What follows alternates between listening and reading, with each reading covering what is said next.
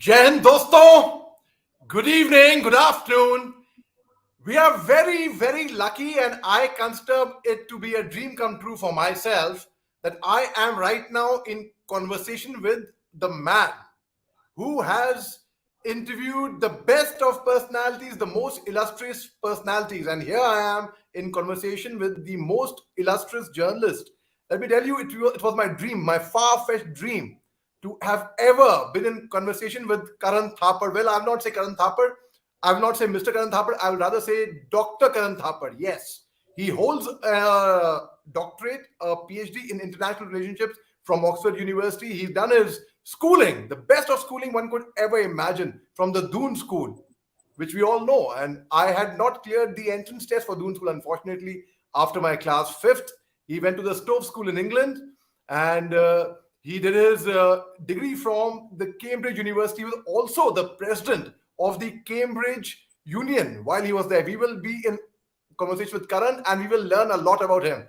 Karan, I have seen you indulge in the toughest conversations with very, very illustrious personalities. I've never found you ever rude or not giving the due respect to anyone. You've always maintained a certain amount of grace, charm, poise, finish to your conversations. Tell me one thing, do you attribute it to your education or to your, as they say, the legacy is not something to really boast about. It's something to live up to. And you are the epitome of that. You are the hallmark of good interviewer, of good journalism. So, Karan, do you attribute it to your education? I suppose I would attribute it to three factors. One, my education, more importantly, of course, my upbringing. And thirdly, I think being rude to people is not just unnecessary, it is unforgivable. An anchor has a duty to be assertive, particularly when you're doing political interviews, and to certainly ensure that you get an answer to the question you ask, because otherwise you're wasting the time of the audience.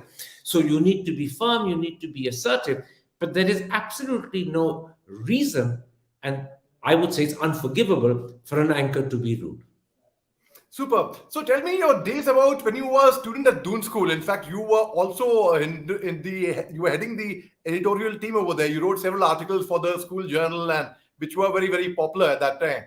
So was it your ambition right from school days to become a journalist? Because you come from a hardcore army background. Your father was the chief of the army staff, General Thapar, of course, and your uncle, in fact, he was a lieutenant general. He was the DG of the medical services. So you come from a hardcore Fauji family. You have a lot of army connections. So did you ever aspire to become an army officer, or you always wanted to be a journalist, Karan?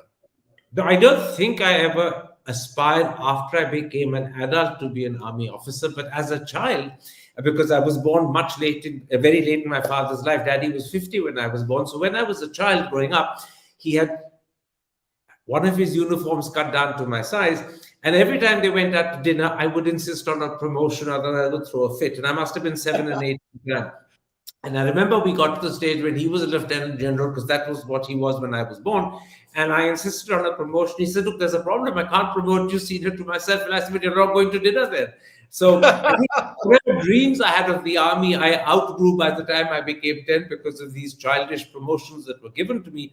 But I must add that although there is a very strong army connection in my family, and as you rightly point out, both my father and my uncle were army officers, there is also a very strong journalistic connection in my Of course, family. Ramesh Thapar, One of your my cousins, cousins, your uncle. Ramesh Thapar, established Seminar magazine, and another one of my cousins, Ashok Thapar, was a very, very illustrious journalist himself. So there is a strong journalistic connection. And my grandfather, Daddy's father, was a journalist well before partition and independence. Right. Remember having this very, very brief meeting with you, in the year 1996. That time, you had come over to my uncle's office in Bandra, and he was doing this play called Androcles and the Lion. And it was a very, very brief meeting. And that time, I was really awestruck by the persona, by your aura, and the way you spoke and the way you carried yourself. And I'm not a very shy person, but that time, yes, I was shy. And I could see a role model in you, Karan.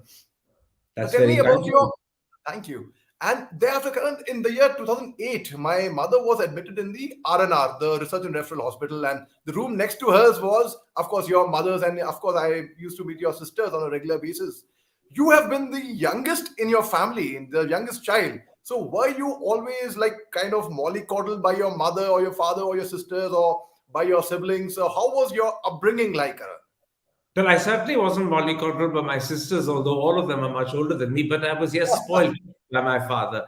Um, Okay. as I said, Daddy was 50 when I was born, and I remember when I first went to school, he was ambassador in Afghanistan at the time, and I was flying back to India. Right. And I left for school, and Daddy spent the whole day at home extremely upset.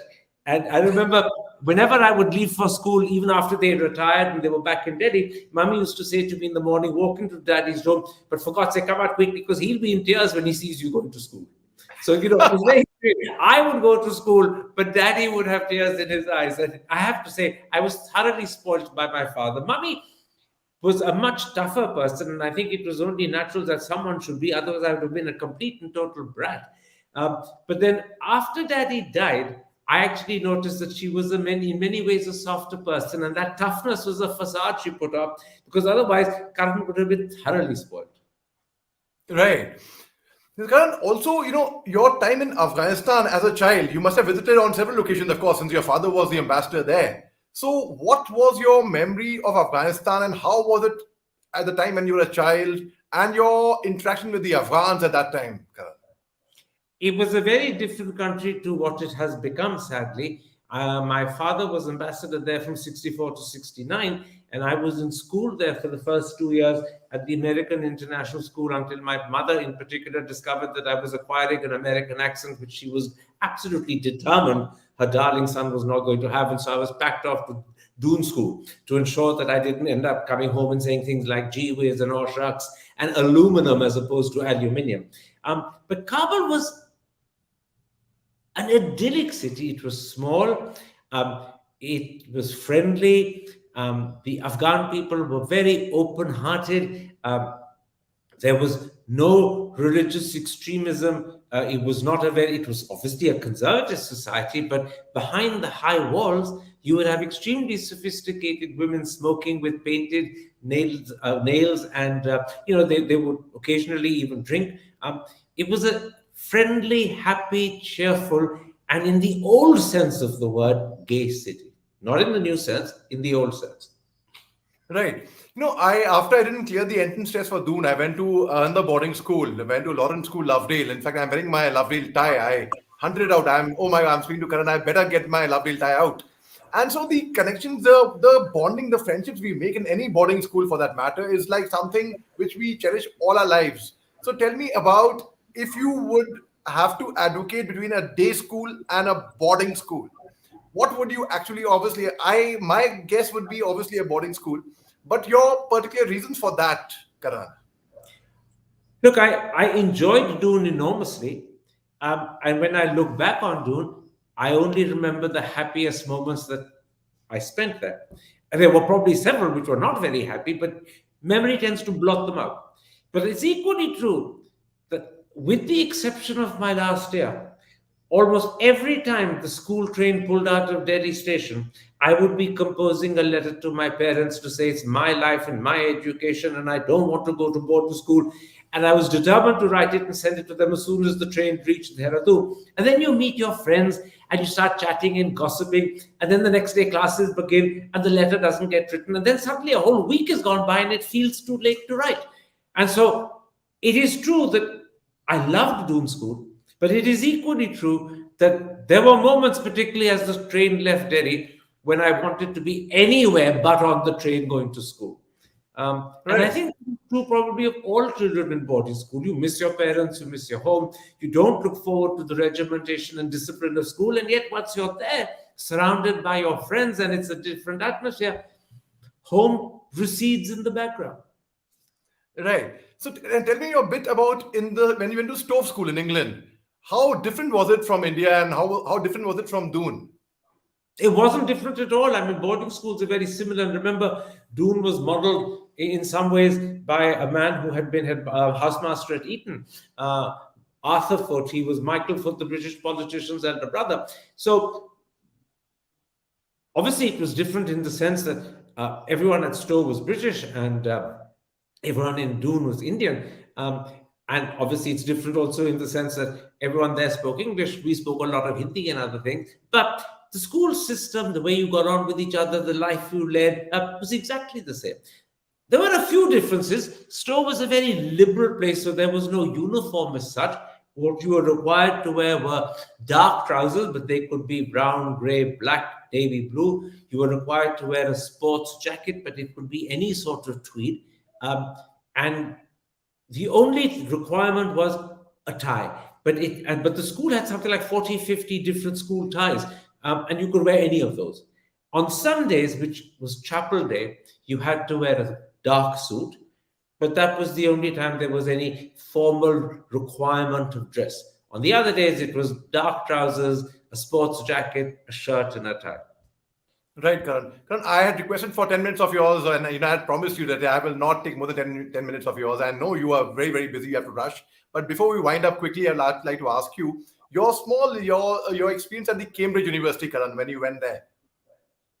Um, I spent a lot of my time in Cambridge at the union. The union in Cambridge is not a students' union. To be honest, the Cambridge Students' Union is a much smaller organization. The Cambridge Union Society is a debating society. It is now 206 years old. It was established 10 years before its counterpart in Oxford. And it has a tradition of producing politicians who rise right to the top of politics in Britain. Several have become prime ministers. One or two of them have become very famous academics like Keynes, John Maynard Keynes. And it is a magnificent institution. And I spent a lot of my time there because I enjoyed it. It gave me a chance to do things otherwise that I would not have done. The debates are all in black tie, and you get to meet top politicians who come regularly for the debates. They participate with you, or academics, actors, directors, authors. To be invited to the Cambridge Union or the Oxford Union is considered to be fairly prestigious, and most people readily and happily accept. Superb, Karan. And lastly, my last question, which I'm very curious to learn from you actually is, I heard someone say that normally children of very successful fathers, they end up to become mediocres normally. And when I heard this from someone, it actually scared me because my father at that time was the deputy chief and your father was the chief and the ambassador, and you've had an illustrious family background. But you have proved that wrong. You have proved it that legacy is not something to live up to boast about, something to live up to, and you have lived up and gone further beyond. And so today I can tell my father and my uncle that, see, Karan Thapar interviewed you and I've interviewed him. So, it's something again. So tell me one thing, Karan. So you have been very bold and very brave. You have always believed in responsible, brave journalism. How have you might, of course, I mean, it goes without saying that you would have also handled flack, the very unfair flack many times. How have you handled that unfair flack, I would say? People have a right to be critical. It doesn't matter to me if they are. I would much rather people watch and criticize than don't watch at all. And many people who watch will be critical. I sometimes listen to their criticism when I suspect that their criticism is unfounded or prejudiced or based on some other ulterior motive.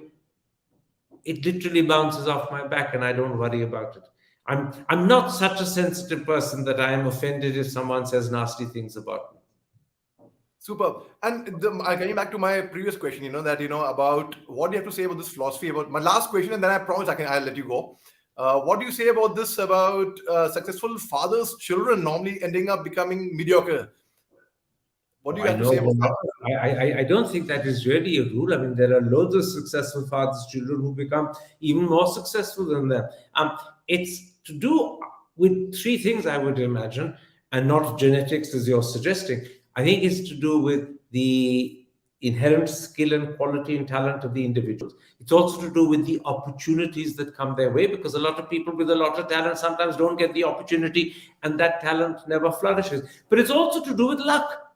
And luck is not just opportunity. Luck is something more, somewhat indefinable, something that you can never cater for. and you're not sure when it's going to happen. But it is important. If you are lucky, you can end up becoming a superstar without necessarily even having the acting quality. And that is true of many people who we admire either at Hollywood or Bollywood.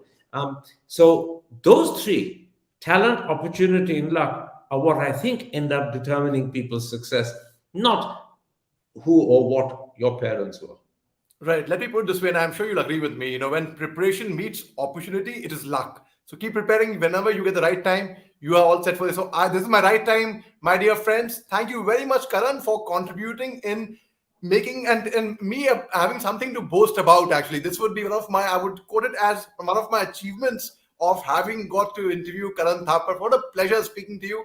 Thank you very much for your time. I truly appreciate it. Thanks, Thank Karan. you. It was a pleasure to be with you. Thank you very much for inviting me. Thank you, Karan. Jai Hind. Bye bye.